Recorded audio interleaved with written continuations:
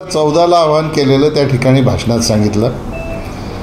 मुद्दा असा आहे की कुठलाही समाज जातीवर जाऊन मतदान करत नाही। जनता सगळी सुशिक्षित झालेली आहे, पण काही लोकांना अशा प्रकारे आधार घ्यावा लागतो, त्याच्यामुळे ती जनतेची दिशाभूल करत असतात। माझा मुद्दा असा आहे की जनतेने विकासाच्या मुद्द्यावर मतदान करावं आणि मोदीजींच्या नेतृत्वात आणि एकनाथ शिंदे साहेबांच्या नेतृत्वात, दोन्ही उपमुख्यमंत्र्यांच्या नेतृत्वात महाराष्ट्रामध्ये विकासाची घोडदौड सुरू आहे।